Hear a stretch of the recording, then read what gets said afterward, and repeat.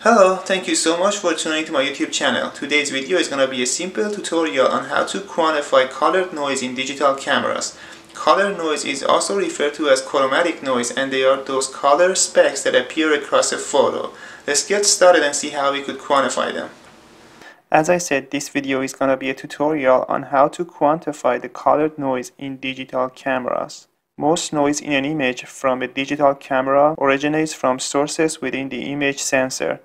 By noise, we generally mean random fluctuations of a signal, which makes the estimation of the desired signal values more difficult to obtain.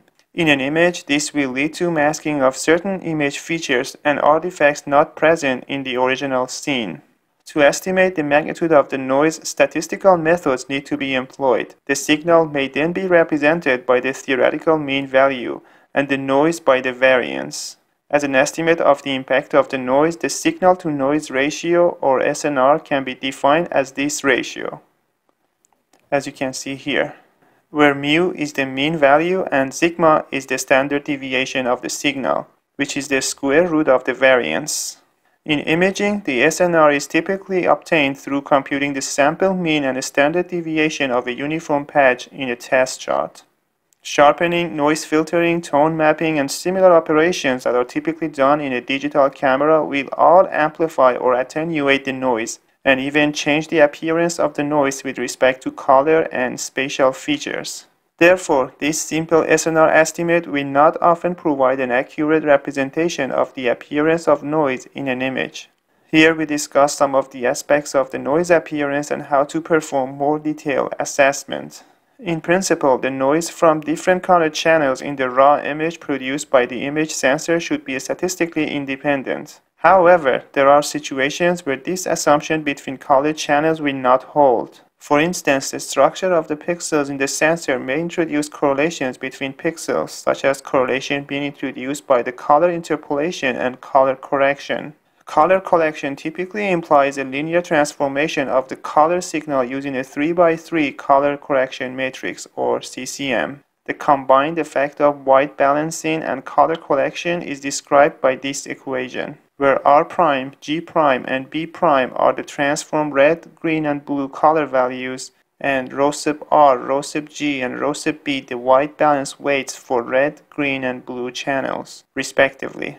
The matrix M is a CCM. We can compute the variances of the transformed red, green, and blue signals as follows. This is more compactly written using the covariance matrix, so that the covariance matrix of the transformed red, green, and blue values becomes, with M raised to the power T being the transpose of matrix M.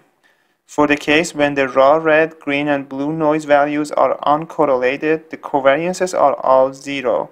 C becomes a diagonal matrix, and consequently we could write this equation. Since all the variables in these expressions are greater than or equal to 0, the noise values of the transformed signals will be increased. Furthermore, even if the original color signals are uncorrelated, the noise of the transformed data will not be, at least as long as CCM contains off-diagonal elements. Therefore, applying a color correction matrix to the data will amplify the noise and introduce correlations between the color channels. So, the following equation is very important to us. In other words, to estimate the noise in the image output by the camera, all you have to do is to multiply the transpose CCM by the white balance matrix, and then multiply them by the covariance of the raw image, and then multiply the result by the white balance and CCM matrices. To put this equation into test, I'm going to simulate the raw images captured by camera on Nikon D7000. In order to do that, I need to have a CIE-XYZ image. Using the CIE-XYZ image and applying the CCM and white balance matrices from the Nikon D7000 to it, I would get to the raw image. To be more specific, the raw image is obtained through multiplying the XYZ image by the inverse of CCM and white balance matrices. The CIE-XYZ image herein is the image of the Macbeth color checker. And as you can see, these are the stages that we would get to the raw image of the Macbeth color checker. So now that we have the raw image, we impart Gaussian noise into it, and using CCM and white balance matrices, the XYZ image produced by the camera is obtained. The Gaussian noise has a mean of 0 and a standard deviation of 0.001. So we have now two ways of computing the noise. One would be the formula suggested above, the other would be through computing the standard deviation of the CIE XYZ image produced by the camera. These two values should lead to the same answer. If so, the formula given in this video could be used to estimate the magnitude of the colored noise in the camera output. So this is the Macbeth color checker in CIE XYZ color space, and this is the Macbeth color checker in sRGB color space. Let's go to MATLAB and show you guys the simulation and see if the equation presented herein holds. Okay, this is the coding for this video. As you can see, first we are loading the Macbeth color checker in CIE XYZ color space. And this is the CCM and this is the white balanced matrices for the camera Nikon D7000. First, I am reshaping the XYZ image of Macbeth color checker into a matrix. I then multiply it by the inverse of white balance and CCM to get to raw image. And this is where I'm reshaping the raw image from matrix into an image, and this is where I'm showing the raw image. I'm reshaping the raw image back into a matrix, and this is where I'm imparting the Gaussian noise into the raw image, as you can see here. And now this is where I'm obtaining the CIE XYZ image captured by the camera using the CCM and white balance matrix. I just multiply them by the raw image, and that would lead me to XYZ image captured by the camera.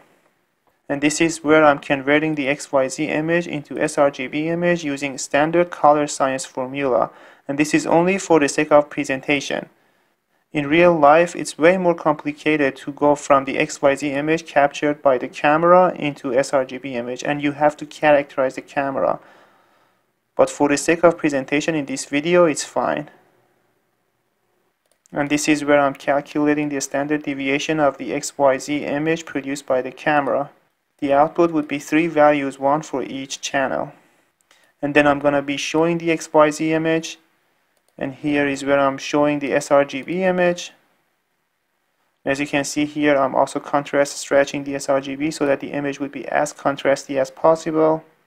And then this is where I'm calculating the variance of the XYZ image output by the camera using the formula in this video.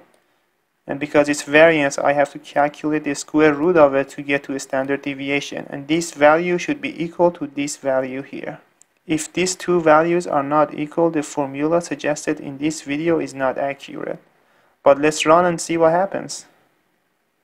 So this is the raw image that I simulated, and this is the noisy XYZ image output by the camera, and this is the noisy sRGB image.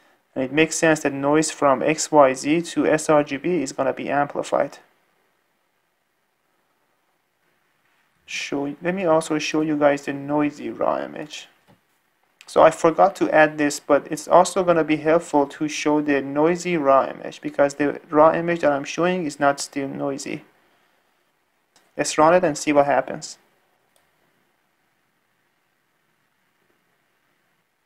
Okay, this is the raw image, this is the noisy raw image, this is the noisy XYZ image, this is the noisy sRGB image. And you could see that the noise going from the raw image to the XYZ image has been amplified, which makes sense because the CCM tend to amplify the noise. And also sRGB is the noisiest image here, which makes sense because going from XYZ to sRGB we applied another matrix which also tend to amplify the noise.